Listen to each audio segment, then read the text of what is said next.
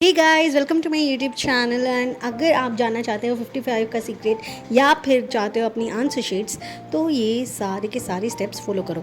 चलिए हम अपनी आंसर शीट्स मंगाएंगे थ्रू आरटीआई ऑनलाइन। तो उसके लिए पहुंच जाते हैं गूगल पे। वहाँ पे हम सर्च करेंगे आरटीआई ऑनलाइन। जैसे ही आप सर्च करेंगे आपको ऐसा इंटरफेस दिखेगा। हम लोगों को आरटीआई ऑनलाइन पे क्लिक कर देना है। यहाँ से भी डायरेक्टली क्लिक कर सकते हैं, बट आरटीआई ऑनलाइन क्लिक कीजिए। उसके बाद आपको इस टाइप का फॉर्मेट दिख जाएगा। यहाँ पे आपको दिखेगा click here for submit request.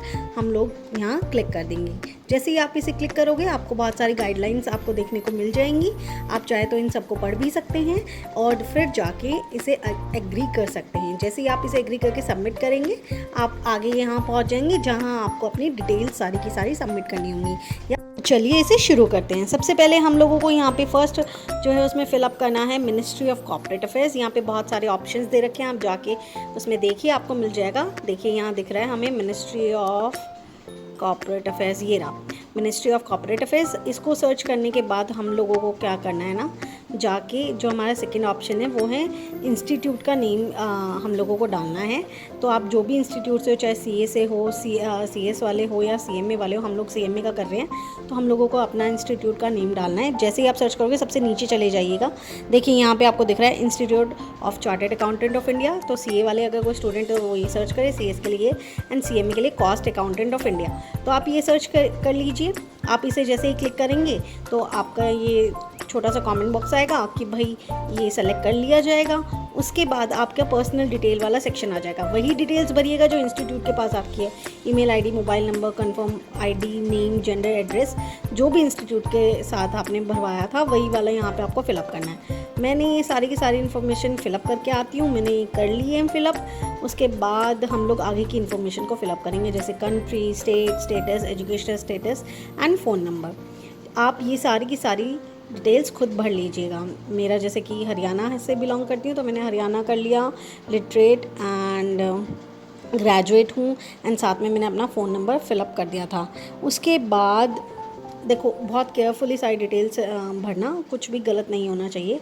उसके बाद हम इंडियन हैं। बीपीएल में आपने नहीं करना है क्योंकि फिर आप पेमेंट नहीं कर पाओगे। मतलब हम लोगों ने 10 रुपये की पेमेंट करनी है तो आप इसे नो कर दीजिएगा एंड 10 रुपये की पेमेंट के लिए आप हो जाओगे।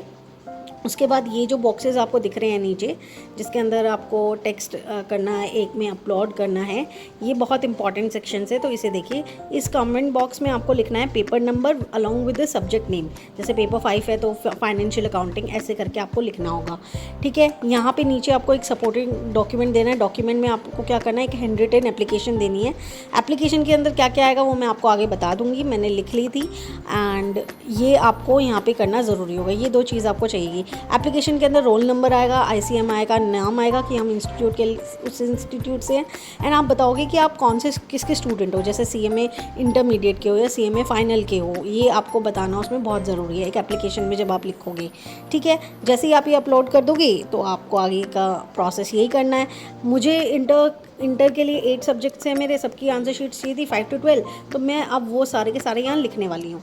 देखो लिखना एकदम प्रॉपर है कि क्या पेपर है क्या है। तो मैं इंस्टीट्यूट की साइट पे गई, वहाँ पे मैंने जब चेक किया तो न्यू कोर्स वाला शो हो रहा था कि न्यू में क्या क्या सब्जेक्ट्स हैं, क्या क्या पेपर नंबर है। मैं ओल्ड से हूँ तो मैंने ओल्ड वाले में गई।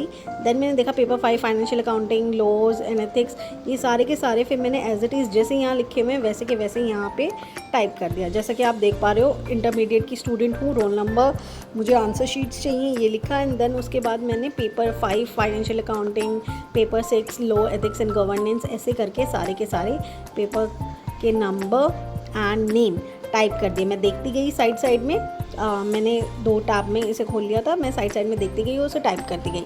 इससे थोड़ा जल्दी काम हो गया था, आप भी ऐसे कर सकते हो। एंड देख रहे हो जैसे कि पेपर 11 इनडायरेक्ट टैक्सेशन, पेपर 12 हमने देखा था।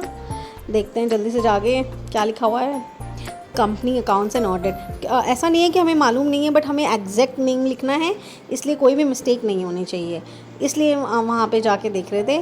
कंपनी अकाउंट्स एंड ऑडिट, जैसे ही आप इसे कर दोगे ये तो हो गया। उसके बाद हम लोग देखो इसमें थोड़ी सी डिटेल्स भी दी हुई हैं, इंस्ट्रक्शन दी हुई हैं बेसिकली।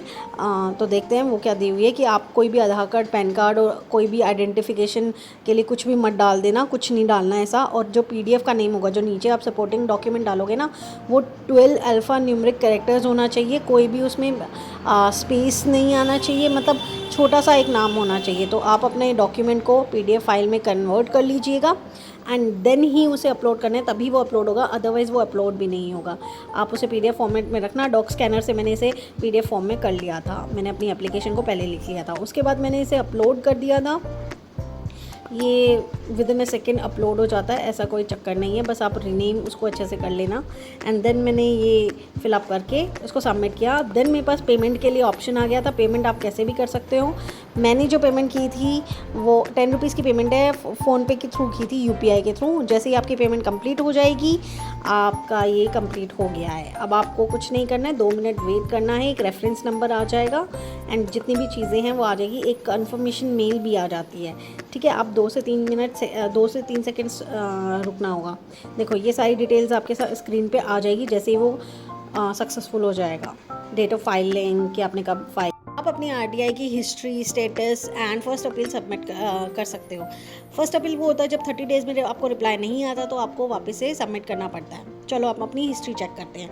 हिस्ट्री में जैसे आपने क्लिक किया, आपको अपनी डिटेल्स भरनी होगी, वही वाली मेल डालनी होगी जो कि आपने पहले डाली थी एंड देन OTP आ जाएगा मेल के ऊपर।